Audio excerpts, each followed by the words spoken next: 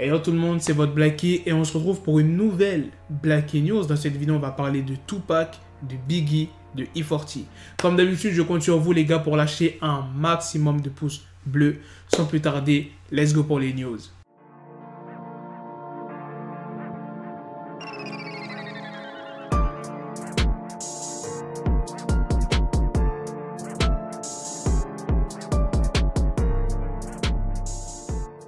On va commencer par Tupac. Dans une interview accordée à Vlad TV, E40 s'est exprimé sur la vie de Tupac. Dans l'interview, il dit quoi? Il adorait faire de la musique. C'est pourquoi sa musique a duré si longtemps après sa mort. Parce qu'il n'a fait que rester en studio.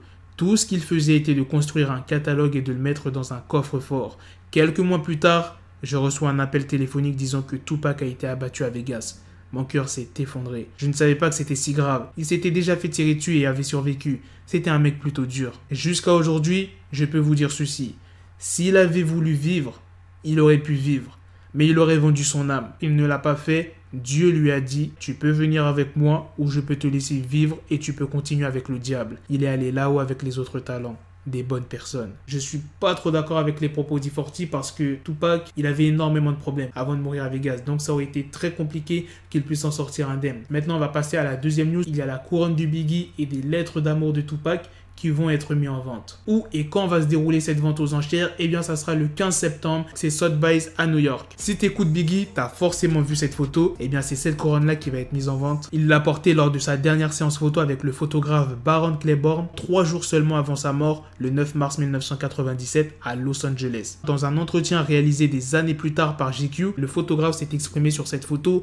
Il dit « Biggie meurt, c'est très symbolique. C'est un roi. Quand les gens meurent prématurément, nous avons tendance à les mythifier parce qu'on ne les voit jamais dépérir. Et si vous en avez un bon souvenir, alors ça reste comme ça parce que rien ne peut vraiment le changer. À l'origine, une seule photo était prévue. J'ai utilisé un format large puisque je ne prends jamais beaucoup de photos. Je pense savoir exactement ce que je veux faire avant et le capturer est ce qui m'apporte vraiment. J'avais déjà pris Biggie en photo auparavant. J'étais sur le tournage de ses clips, des choses comme ça, parce que je fais aussi beaucoup de vidéos.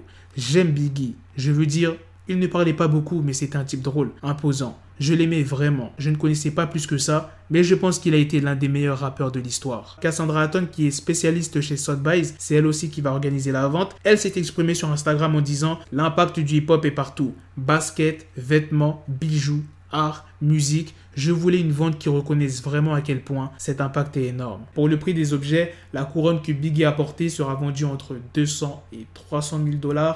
Pour les lettres de Tupac, oui, parce qu'il y en a plusieurs, il y en a environ 22 lettres qu'il avait écrites pour son ancienne petite amie et camarade de classe, Katie Loy, à la fin des années 80, eh bien ça sera entre 60 000 et 80 000 $. Voilà les gars, c'est la fin de cette news, c'est aussi la fin de cette vidéo. Dites-moi dans les commentaires ce que vous en pensez de toutes ces news sur Tupac et Biggie. Imagine t'achètes les lettres d'amour que Tupac a écrit à son ancienne petite amie. Genre tu dis c'est Tupac qui a écrit ces lettres. Encore la couronne de Biggie, je trouve pas ça très impressionnant. Attention, je dis pas qu'elle est nulle la couronne de Biggie, mais si je devais choisir, moi j'aurais plus choisi les lettres de Tupac. Sur ce, on se donne rendez-vous très prochainement pour d'autres vidéos news. Prenez soin de vous la famille.